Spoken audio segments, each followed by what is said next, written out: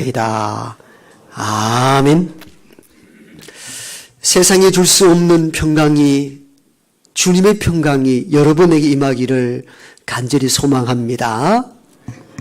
제가 부교육자 시절 때 이렇게 전도대를 이렇게 담당했는데, 또 교회에서 배려해서 전도훈련 학교를 저는 보내주셨습니다.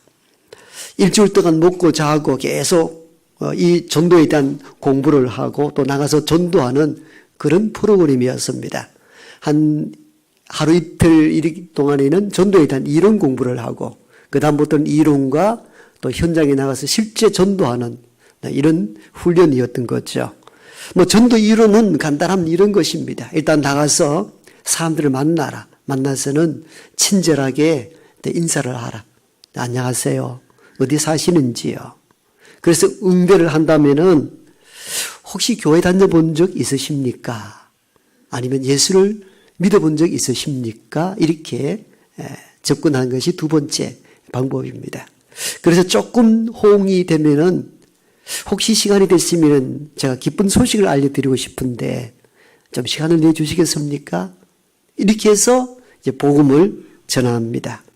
복음을 전할 때는 간략한 복음, 사영리라고 많이 들어보셨죠? 4가지 영적 원리.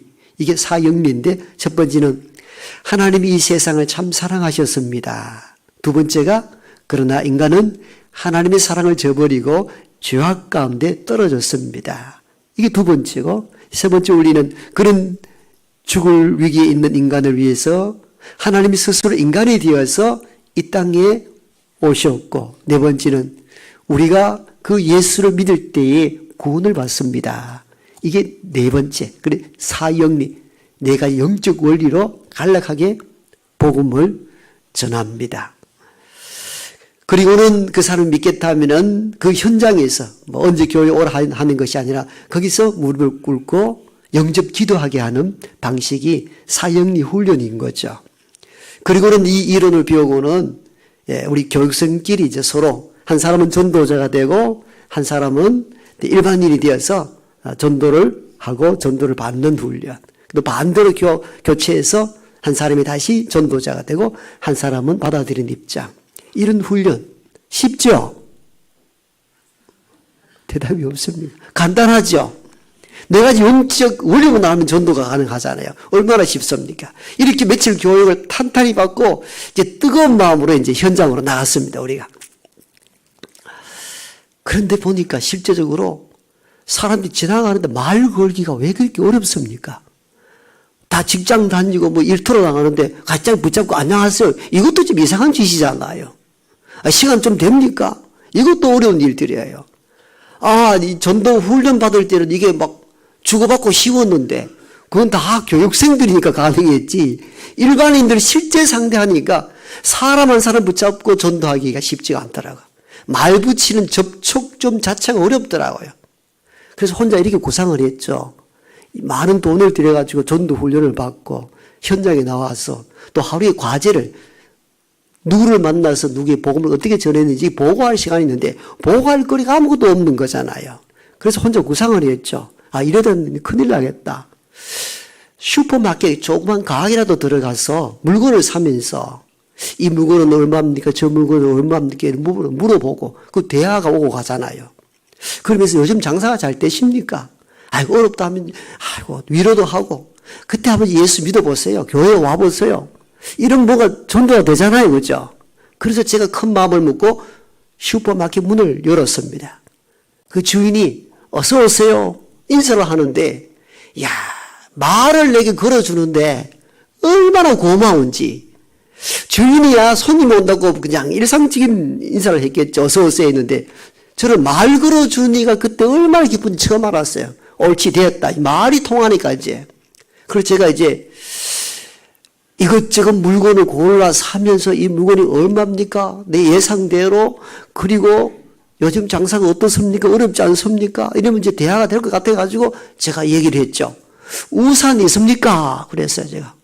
그랬더니 주인이 없습니다. 그러는 거예요. 갑자기 멘붕이 오기 시작한 거예요. 내 구상에는 없다는 구상이 없었거든요. 우산이 있었을 때 접이 우산이 좋은지 큰 우산이 좋은지 가격은 얼마인지 요즘 장사는 잘 됩니까? 이렇게 말을 붙이려고 시도를 했는데 없다는 겁니다. 없음에 대한 다음 단계를 제가 준비를 못했거든요. 그리고 예 하고 그냥 나와버렸어요. 그게 그날 전도훈련 첫째 날 창피스러운 고백입니다. 전도 이론처럼 쉽지가 않더라고요. 어려워요. 우리가 목요 전도팀들이 매주 전도대를 나가는데 이분들 대단합니다. 때로는 모욕을 당하고 창피를 당하고서도 복음을 전하잖아요. 전도대원들이 대단한 거죠. 그런데 우리가 이 전도를 실제적으로 나가서 해보라 하면 잘 안 되고 힘들어해요. 어렵거든요. 낯선 사람에게 그냥 전한다는 게 어렵습니다. 그러나 일상에서 하는 전도도 있습니다. 그게 바로 생활 전도입니다. 삶으로서 하나님을 증언하는 것입니다. 살아가는 것으로 예수의 복음을 전하는 것. 이게 삶의 전도, 생활 전도입니다. 오늘 우리가 읽었던 본문은 이삭에 대한 이야기인데 이삭의 이야기를 쫓아가다 보면은 꼭 하나님이라는 명칭을 사용하지 않고도 이삭을 만나는 사람들이 스스로 하나님을 고백하게 되는 경우가 있습니다. 오늘 본문이 딱 그러한 경우인데 이삭은 삶으로 어떻게 하나님을 증언했는지에 대한 내용들을 본문 중심으로 간략하게 살펴보도록 하겠습니다. 이삭은 믿지 않는 자와 싸우거나 다투지 않고 양보함으로 하나님을 전합니다. 오늘 우리가 읽었던 본문 창세기 26장 1절에 보면은 이삭이 사는 동네에 큰 흉년이 들어가지고 블레셋 땅 거랄 지역으로 이주가는 이야기로 본문은 시작이 됩니다. 이해됐죠? 사막지대에 가뭄으로 흉년이 들었어요. 살아갈 길이 막막합니다. 소와 양을 기르어야 되는데 목초지를 따라 이동할 수밖에 없죠. 그래서 원치 않는 곳 블레셋 지역으로 대단히 이주를 하게 됩니다. 그런데 참 놀랍게도 그 땅에서 농사를 지었는데 100배의 수확을 얻게 된 거예요. 엄청난 축복을 얻게 되고 소와 양 떼도 늘어났습니다. 그래서 본문 13절에 보면은 블레셋 사람들이 100배의 결실을 맺은 것에 대하여 14절 이어서 시기하였다 이렇게 기록됩니다. 왜? 남의 나라 사람이 우리나라 땅에 들어와서 사는데 농사도 잘 되고 소와 양떼가 막 늘어나. 그래 시기가 일어나서 어떻게 했는가 하면은 이삭이 아버지 아브라함 때 팠던 그 우물들을 이 블레셋인들이 흙으로 다 메꿔버립니다. 사막에서 강도 없는데 우물에 오전하여 생기를 이어가고 소와 양들에게 물을 주는데 이 물의 근원을 막아버린 거니까 살아갈 수 있는 방법이 없죠. 그런데 이때 이삭은 싸우는 대신 양보하고 자리를 피합니다. 참 바보 같아 보이지 않습니까? 그래서 그랄 평지에서 그랄 골짜기로 이동하게 됩니다. 아마 좋지 않는 골짜기로 이동한 것으로 보여집니다. 거기서 다시 옛날 아버지 아브라함 때에 팠던 우물을 다시 파서 다시 생기를 이어가는데 이번에는 그랄의 목자들이 와서 그 우물을 빼앗아 갑니다. 구약 성경에 보면은 우물에 대한 전쟁이 가장 많이 나옵니다. 왜?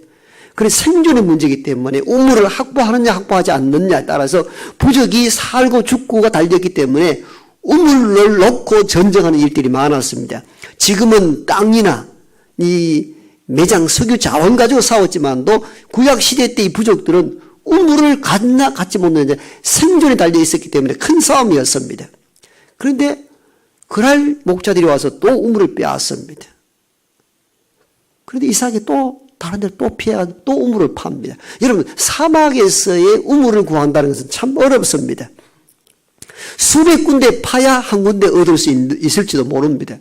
지금이야 이 땅 탐지기 가지고 수맥을 찾아서 바로바로 우물 간절을 꽂기도 합니다만 이때는 그게 없었잖아요. 그러니까 우물 하나 파는 것이 쉽지 않습니다.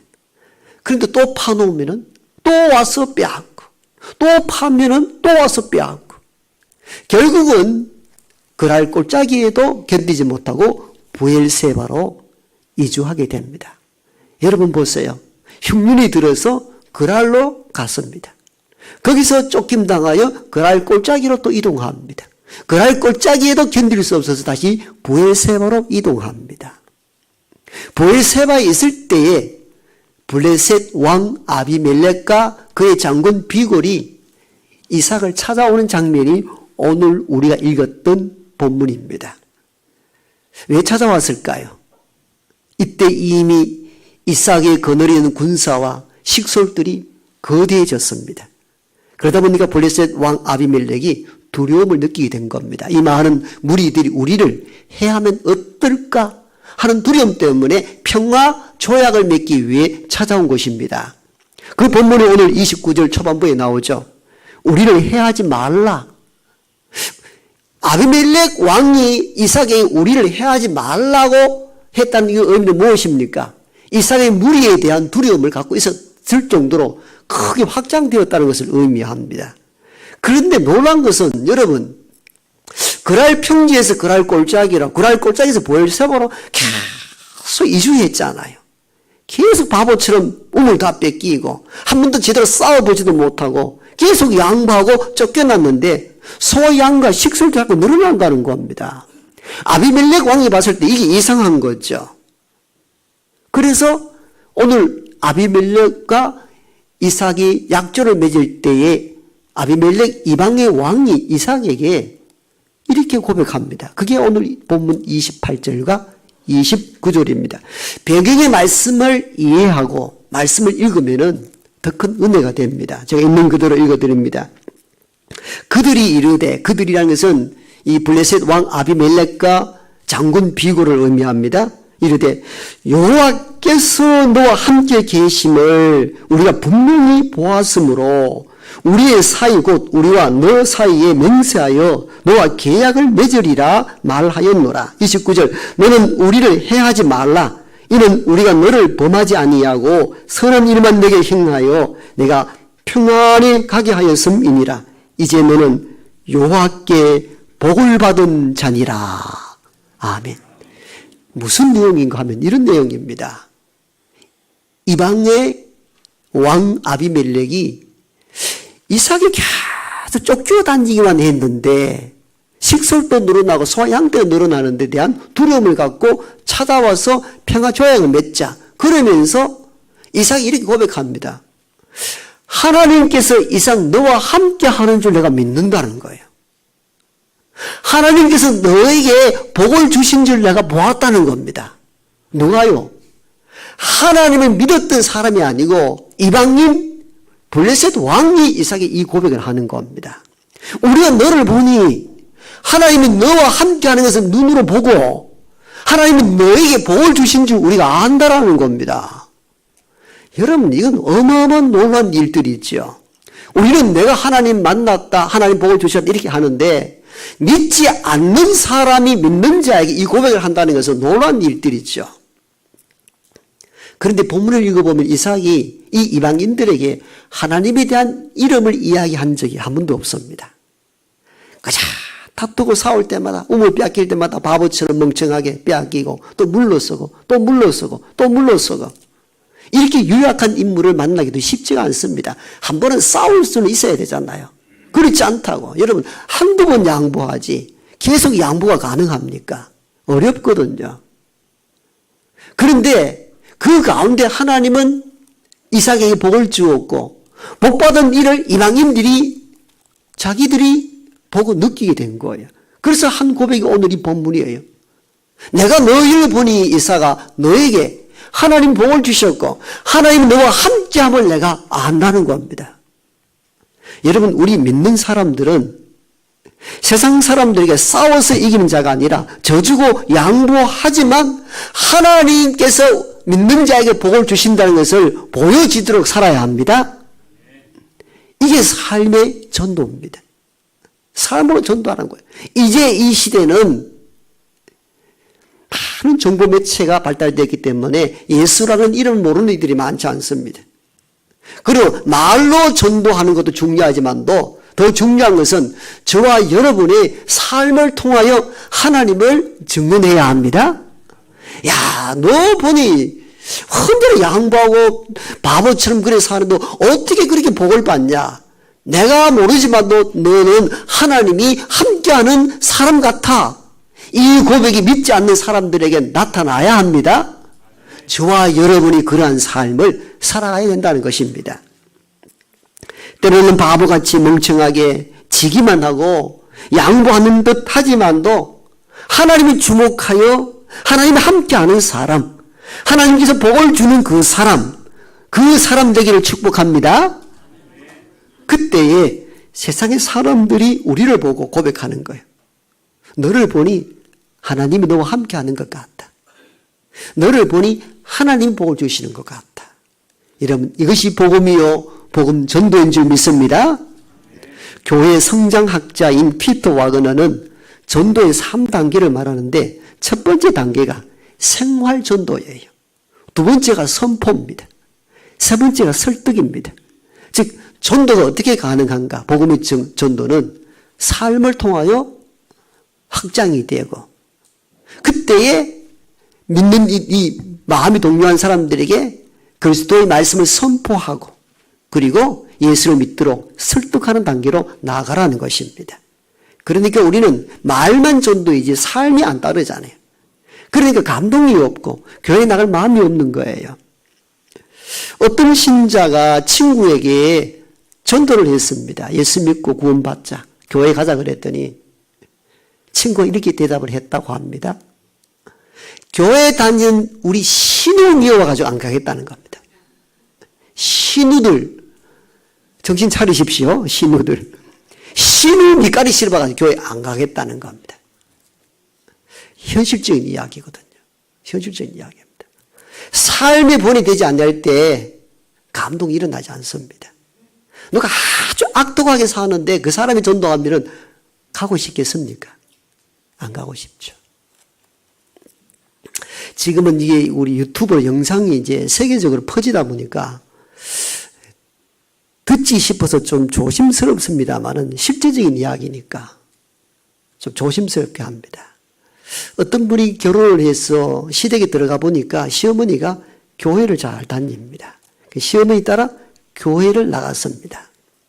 참 좋았는데 힘든 것이 있었습니다.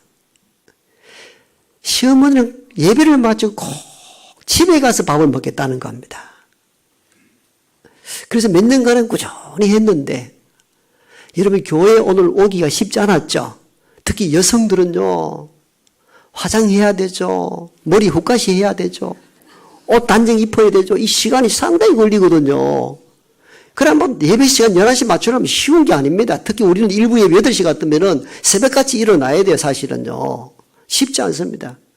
그래가 뭐 서둘러 가지고 막 후닥닥 교회 가서 예배를 드리는데 예배 자리에 앉아 있으면은 끝나자마자 집에 가서 점심을 준비해야 되니까 이게 너무 힘이 들다는 거예요. 예배 집중이 안 되더라는 거예요.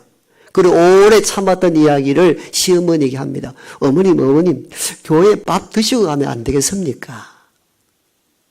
그랬더니 시어머니 말, 집밥이 최고 아이가? 다 집밥 먹기를 원한다는 거예요. 그래서 며느리가 더 싸울 수는 없고, 그러면은 다음 주부터 어머니 혼자 교회 갔어요. 저는 점심 준비할게요. 이래가 주저앉아 버린 거야. 그 코로나 기간 동안에 주저앉은 데다가 겹쳐가지고 안 나간다는 거예요. 제 아내 친구 이야기입니다. 그래서 이 친구를 회복시키려고 지금 매주 줌으로 성경 공부를 지금 하고 있는 걸 제가 봤어요. 회복시켜야 되겠다. 왜 안 나오나 그랬더니 그래서 교회를 안 가고 싶다는 거야. 가면은 정신없이 예배드리다 또 와서 밥을 해야 되니까 이게 너무 힘들어요. 시어머님들 며느리 사랑하십시오. 그래야 복음이 증거되죠. 그래야 복음 증거되죠. 삶이 안 따르는데 뭐 복음이 증거됩니까? 정말 우리가 새겨드려야 될 메시지인 것입니다. 그런데 교회 다니는 분들 이런 분만 있는 게 아니에요. 참 좋은 분들이 더 많지요. 그 서울 영락교회 목사님 그 설교집 보니까 그런 내용이 나와요.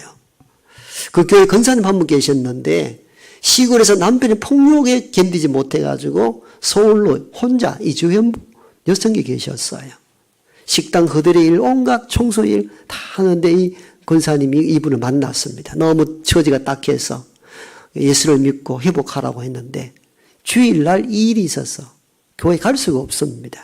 근데 이 권사님이 수소문해서 주일 쉬는 식당을 알아봐주고 교회 출석하도록 만드는데, 근데 교회하고 집이 너무 멀어요.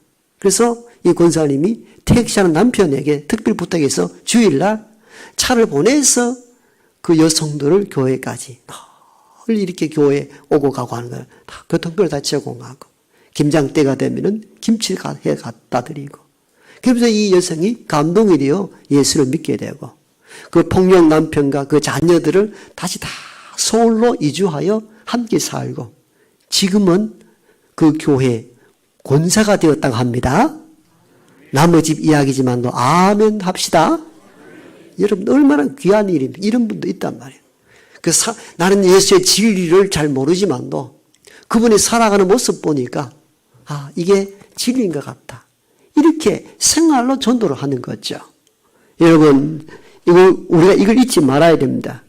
저와 여러분의 몸이 움직이는 전도지입니다. 움직이는 전도지입니다. 이 몸이 움직이는 전도지예요. 저와 여러분의 삶 자체가 전도입니다. 삶 자체가 전도입니다. 우리가 이걸 놓쳐서는 안 됩니다. 오늘 기독교 교회가 쇠락해 가는 이 과정 속에 여러 요인이 있지만도 그리스도가 삶으로 본이 되지 않는 것도 많은 위기 중에 하나가 아닌가 하는 자책을 하게 됩니다. 그래서 세상 믿지 않는 사람들에게 우리가 걸어다니는 전도지가 되어야 합니다. 저 사람 보니까 진짜 하나님이 살아계신 것 같아. 저분을 보니 진짜 하나님이 복 주시는 분이 맞아. 여러분, 이런 삶으로 하나님의 능력과 그리스도의 복음을 증언하는 일에 쓰임받는 우리 모두가 되기를 축복합니다.